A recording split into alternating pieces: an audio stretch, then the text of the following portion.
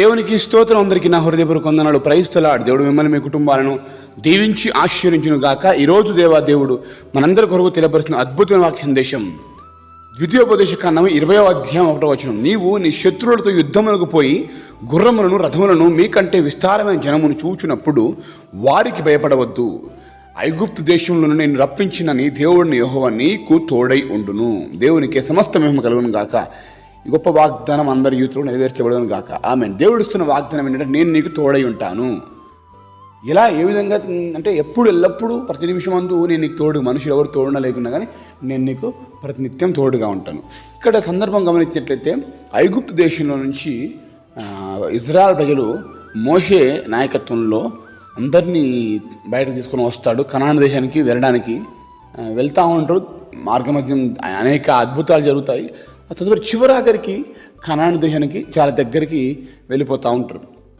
అప్పుడు దేవుడు చెప్తామంటే నీ శత్రువులతో యుద్ధము ఏర్పడినప్పుడు వారి నుంచి నువ్వు భయపడవద్దు, వారి నుంచి నువ్వు జడియవద్దు. ఎందుకంటే వారు నీకంటే బలమైన జనముగా కనపడవచ్చు, కానీ వాళ్ళ దగ్గర కత్తులు కానీ గుర్రాలు కానీ బలము కానీ ధనము కానీ ఉండొచ్చు. కానీ నేను నీకు తోడుగా ఉన్నాను. మనుషులందరి తోడు కన్నా నా తోడు నీకు గొప్పది కనుక నువ్వు ధైర్యంగా ముందుకు సాగవచ్చు. దేవునికి స్తోత్రం కలుగునుగా. హల్లెలూయా. ప్రియ దేవుని బిడ్డలారా, మనుషులు మనకు సహాయం చేస్తారు అనుకుంటే ఎంతసేపు సహాయం చేస్తారండి? ఎన్ని రోజులు చేయగలుగుతారు? సహాయం చెయ్యరు అని నేను చెప్పట్లేదు, కానీ ఎంతకాలం చేయగలుగుతారు, ఎన్ని రోజులు చేయగలుగుతారు?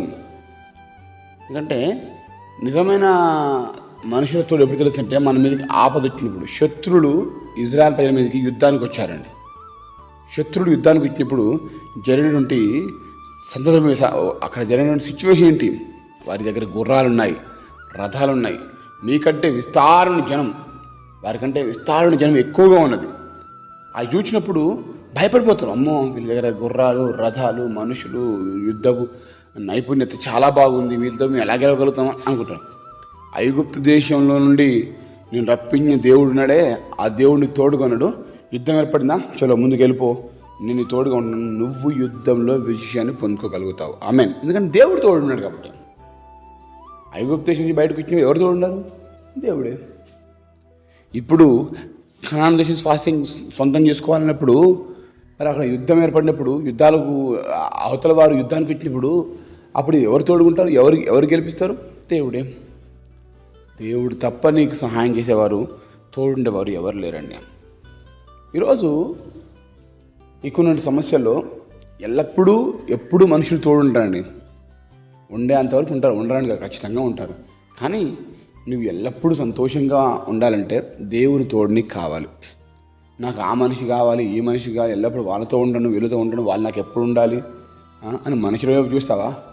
మనుషులు తోడు కంటే దేవుని తోడు గొప్పదండి. ఈ విషయం అర్థం చేసుకోగలిగితే తప్పక మెండైన దీవెనలు నువ్వు పొందుకోగలుగుతావు. ఎందుకంటే ఆయన నీకు తోడుండి నేను బలపరుస్తాడు. అదే మనుషులైతే నేను అప్పుడు సహాయం చేసి ఇప్పుడు సహాయం చేసి 4 రకాల మాటలు అంటూ ఉంటారు. ప్రియాతి ప్రేమిటి దేవుని కుమారుడు కుమార్తె, ఈరోజు దేవుడు నీకు అందిస్తున్నట్టు ఈ గొప్ప విషయాన్ని గుర్తెరుగు. నీ జీవితము తప్పకుండా సస్యశ్యామలంగా మార్చబడుతుంది. ఎన్ని రకాల పోరాటాలు ఎదురైనా దేవుడు తోడున్నాడు కనుక అన్నిటిని మనం జయించగలుగుతాము.